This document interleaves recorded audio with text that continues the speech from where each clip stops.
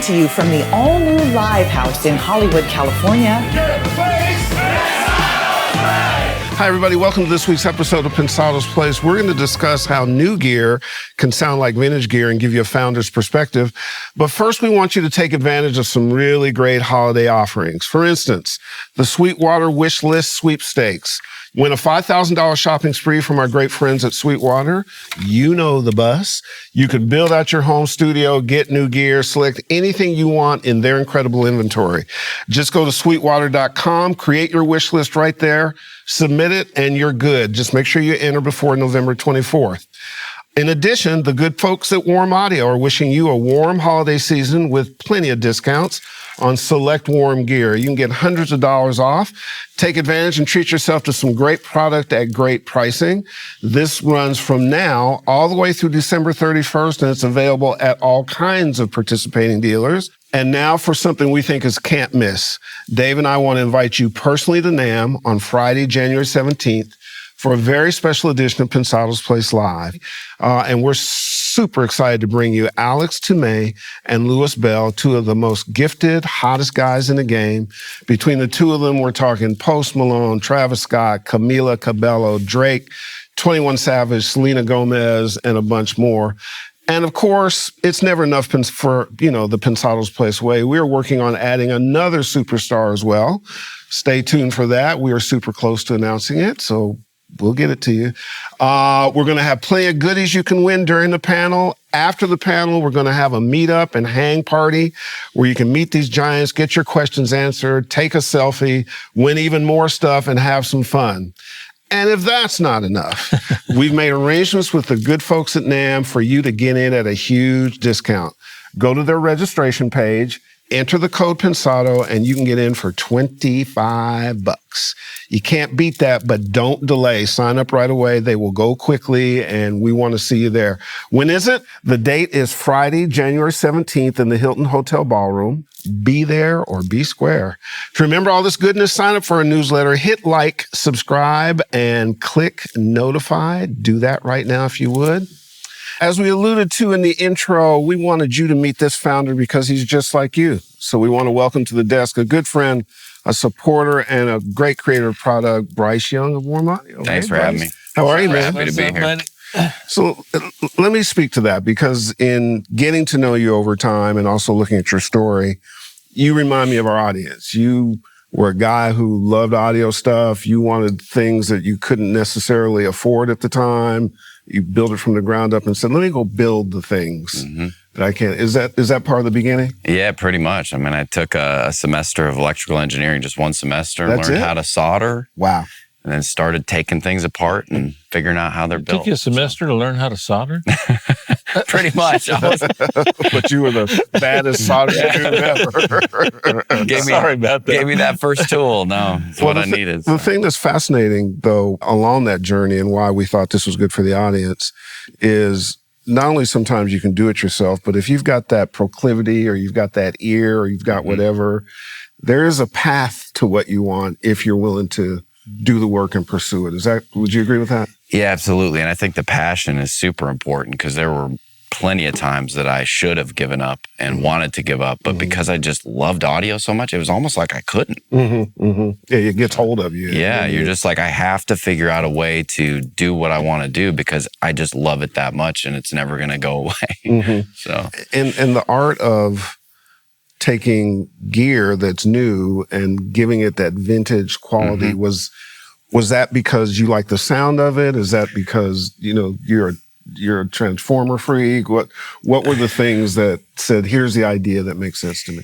Yeah, I mean, I guess you could say every classic record used a lot of the tools that we now make or replicate. So I knew that that's how people got that sound on a vocal or on a guitar or whatever. But I think there was also just something in my head that was like, man, old school, warm tone. I want to chase after that. And so I started really digging into and learning about a lot of the classic pieces that people use in studios. Mm-hmm. What was the beginning product line that led you up to here? What was the breakthrough thing? Yeah, it was a preamp. So for the longest time, I didn't use a good preamp. I just used whatever came on my interface. And I plugged into an Avalon 737 for the first time in a studio. I think I had a $199 mic at the time, and it sounded really amazing through that preamp. You were like, oh, wow, preamp. Yeah, I was like, oh, this is why people talk about preamps, you know? So I ended up purchasing some recreations that somebody else was making online. Some that were of the 1073 style, some that were the 312 style. Opened them up. I was like, I could build these. These are pretty simple. You just got to use good parts. Got to solder. Got to solder stuff. Yeah. When you start the process, are you trying to emulate it as close as possible? Are you trying to, like some people say, pay homage to it, that piece of gear? What's your approach?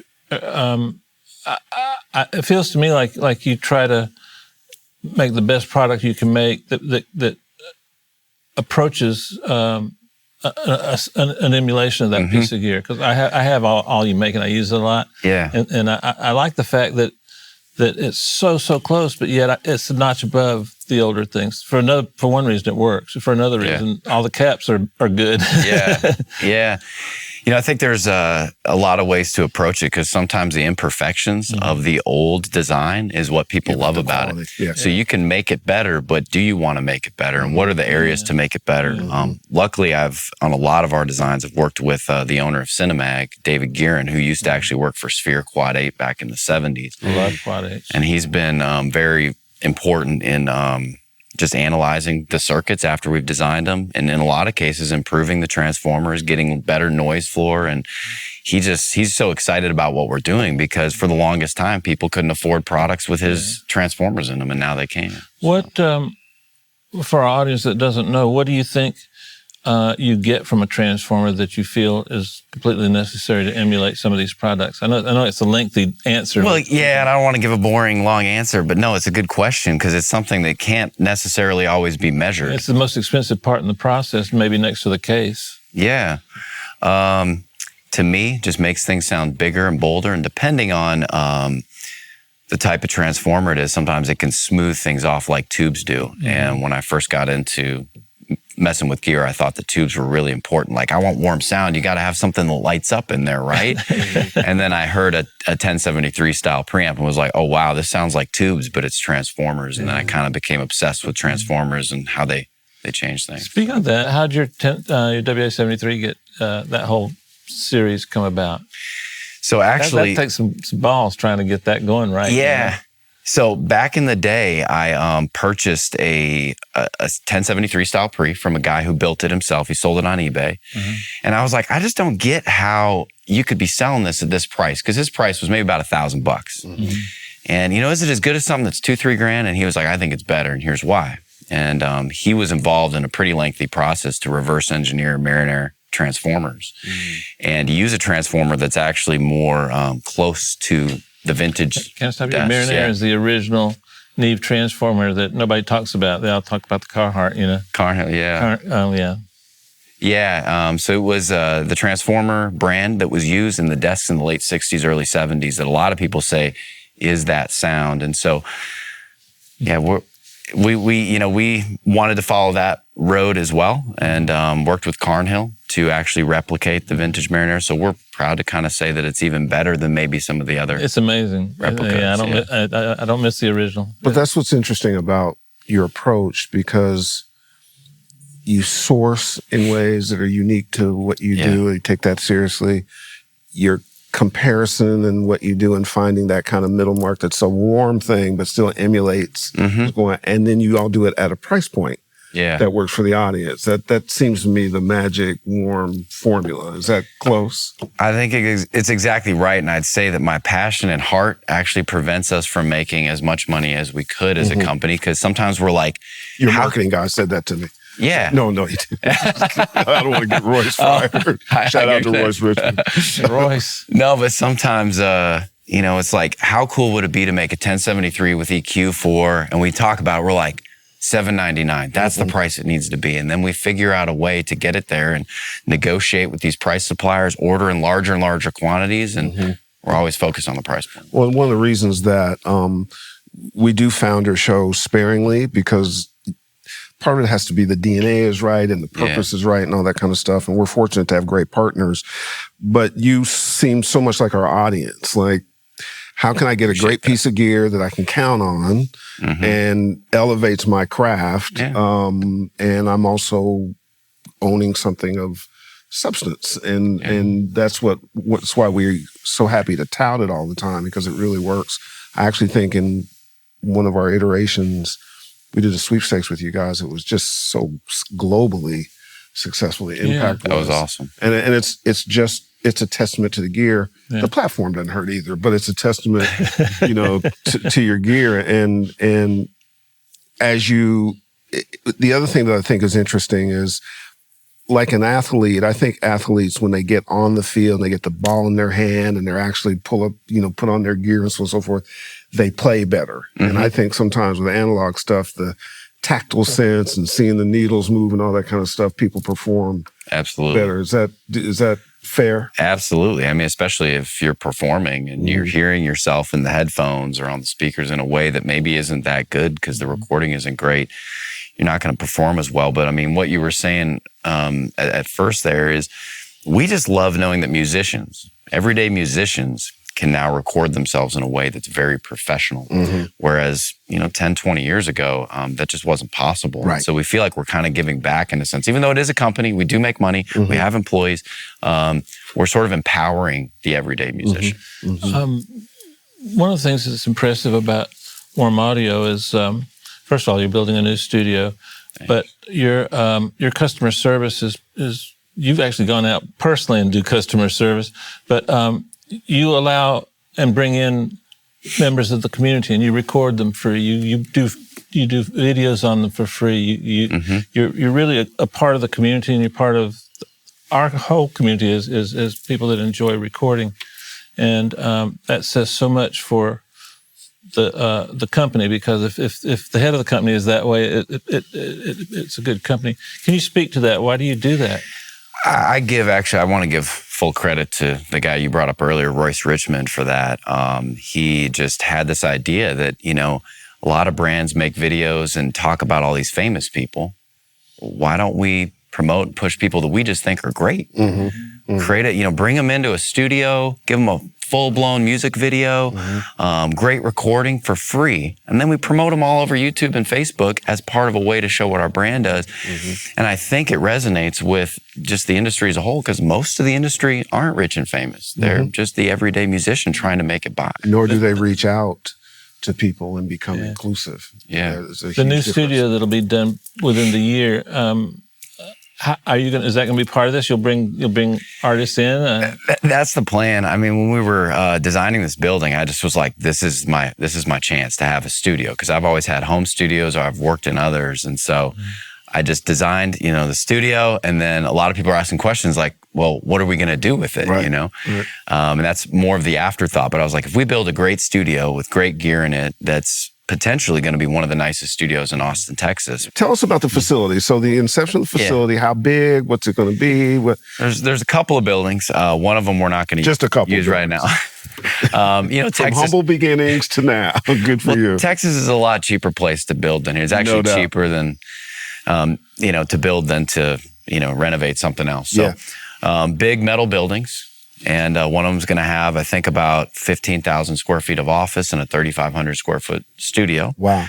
10,000 square feet of warehouse as well. And then the other one will just kind of be there for when we need it. We have big dreams and ambitions. We want to make a lot of more products in different verticals and avenues. We want to fulfill the same warm formula on everything, make the product special, give the market something it doesn't already have at the quality and price point. So I think it's just the ambitions.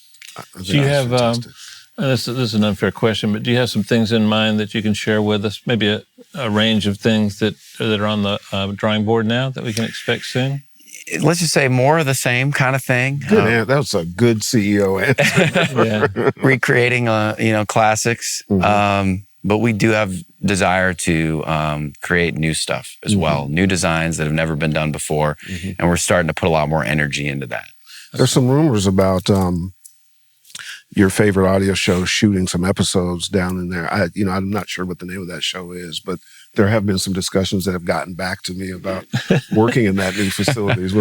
Well, I can't name names at this point in time, but we'll talk about it shortly. You've got this very cool, by the way, there's a very cool promotion, which you heard at the top of the show. Does it help the creative process and stimulation and so on and so forth to be in a music town like Austin? It does. A great city. I think just in general, when you're running a company like what we're doing, you got to stay connected to music. Yes. You can all of a sudden be like, wow, I went a whole week and all I did was look at emails and spreadsheets. Yep.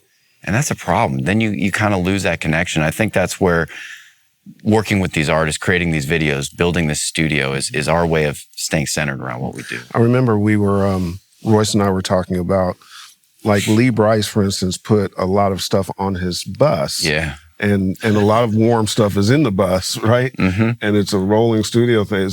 That's such a cool, like we want to have him on the show and do a thing on the bus. We'll still work on that. We need to do that, We'll do that. But tell us about how that came about. He actually, I think one of his bandmates tried our gear in Nashville, contacted us, asked some questions, ended up purchasing it, and then they just sent us a picture. And just said, look at this, it's in a bus. And we were like, what? And then they said, oh, well, when we come to Austin, we'll show you. So they came to Austin. I went to the show. They were like, come on the bus. And they had monitor speakers, interfaces, microphones, all the rack gear. And yeah, we created a video about it, but he basically is just trying to be efficient with his time. So when he goes home, he can spend time with his family. Yeah, exactly. On the road, get the recording done. Mm-hmm. When we had Rome on, was Sublime with Rome. Yeah. And they were also, he was a great guest, by the way. Great guest. But he was touting how the warm stuff really works for him and the creative process and so on and so forth. And I think in having these conversations about that stuff, it allows our audience to make decisions. Mm-hmm. There's a lot of decisions that they have to make. And, we want to introduce them to people that they should know about and gear that they should know about. And do you watch trends in the business and where it's going and then either join, counteract? We had a conversation earlier about how to cut through the noise and make sure that people understand who you are and what the mission statement is. And that's more difficult now. You have to be more clever about that, correct? Yeah, very true. Because everybody's got a voice. Yeah. And you can one week hear a lot of people talking about one type of product they want and think, oh, that's what we need to do. But then a week later, they've all changed their mind. Mm-hmm. So we try to talk to a lot of people, get their opinions. We want to make and do what people want. Mm-hmm. But it's definitely not easy. How big is the international customer? Is that an important space for you guys as well? Yeah, about 50% of our global sales. Is it really? Yeah, international. Wow. Selling a lot to Europe and South America, Canada. Mm-hmm. Well, we noticed during the sweepstakes, I actually got data from Royce, and I broke down the number of countries that had responded and so on and so forth. It's like 83, almost 90 countries or something. Yeah, it was crazy. It was great. Yeah, no, it was really, really, really cool. Maybe it has something to do with you guys being well known around the world. Better for you to say it. We say it to each other, but we can't say it on camera. So, but shout out to Royce and Talisha. I think it's a good team. I really think we're a good team. Yeah, I love working with you guys. Oh no, it's really been fabulous. It's been fun. Earlier, I said in the green room, I said it's always a lot more fun to use equipment that the people that made it and actually like the people that made it and respect them. When I look at a piece of equipment from Warm Audio, I like it more than if I had a piece of equipment from a stranger. Mm-hmm. The reciprocal of that, for a metaphor, is if you stole a piece of gear, every time you looked at it, you'd feel horrible. So a piece of gear can transmit an emotion to you, and that emotion is something I like from people I respect. I don't have any stolen gear, but yeah, I was getting ready to go make that clear. But just showing you that it can happen, and that's for me, that's a big part of that's why they named it Warm Audio. Yeah, it makes you feel warm. There we go. It's some loud ass shit though. It's not. This is really. Do you like sports at all? I do. Football. Yeah. You're a football person. Yeah. Who's your team? Packers. Green Bay. Grew up in Madison, Wisconsin. You're from Wisconsin. You're not gonna make a Golden State joke, are you? What's that? You're not gonna make a Golden State joke, are you? Why would I? Because he looks like those. Looks like Steve Kerr. Yeah, I get that all the time. You know, I wasn't going to go there, and you managed to backdoor it right in, which is Dave's specialty. We won't go there. Although That's a compliment, by the way. Although Steve Kerr was a coach for a Texas team with San Antonio for a while, so there's some DNA. There we go. There's some, and he's a very smart guy. So there's two things. I won't go And anymore. he's a champion. Appreciate the compliment. Like Three things. Very good. So we're going to do batter's box and see your athletic prowess. Dave, you ready to tee it up? I'm ready. And remember, your goal go is quick. to knock his block off. Yeah, Okay. just be aggressive. Throw it Fast back as in I his can. face. Here we go. Yeah, just a little preface. This is going to be a little different today. So some of these you might have to look up. Please do, because it's I think Throw they're the clever. pitch, bro. Capacitors, Differences of sound. Nice. transformers. Beautiful. He's got bat speed. Thanks for reminding me, Herb. You got it. Avalon 737. First gorgeous preamp I ever plugged into. Willie Nelson Austin. preamp. Love them. You got to have them. Marinair Gorgeous and flawed, but gorgeous. WA12. Firstborn son. First piece of gear. Cinemag. Cinemag. Smart guy. Sledgehammer. Wow. Yeah, that was my first company before Warm Audio. Your favorite piece of analog gear. I love the LA2A. Put it on anything. If your warehouse of only your equipment caught fire, what one would you rescue first? That I would go in after? Yeah. Oh, man. I don't even know where to start. If I had a Fairchild, it would probably be that. Okay. Sorry, Well, Royce. That's the right, wrong. The I thought right he was going to say answer. Royce. The right answer is actually the Tone Beast. So, Oh, okay. All right. okay, just letting you know. Yeah, no, I appreciate that. You done? Yeah, Pretty good, man. pretty good. Pretty good. Yeah, like very Okay. Like really good. I was hoping on marinara he would say great on pasta, but Oh, that's all right. We'll come back and get that. Listen, the relationship has been absolutely wonderful. The gear is even better. Yeah, for sure. Your team is spectacular, and Thank we you. don't say that to everybody, and fortunately, we don't have to. It's been that kind of cool thing. It's been great for our audience, I think, to not only if they didn't know about you, they do now, and the confirmation of the gear is just all they got to do is touch it or use it. So thanks so much. we want good things to continue. We want to keep supporting you, and glad you came out to hang with us. Me too. Yeah. Thanks for having me. It was Been a good lot of stuff? fun. Yeah. Absolutely. Hopefully, it's working your way too as well. Yeah, of course. Good. Dave, take us home. I'm going to do a little pet peeve today instead of something inspirational. Price is no guarantee, nor is it a litmus test for anything in life, much less a piece of audio gear. When an effort is being made by a company to buy in bulk, there's several different ways you can design circuits, the cases.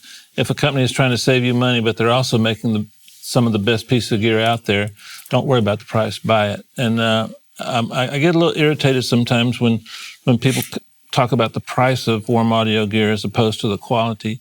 The quality is amazing. Take it from me, and they'll let you down. And the price is affordable. And so that's a marriage made in engineering heaven. We'll see you next week.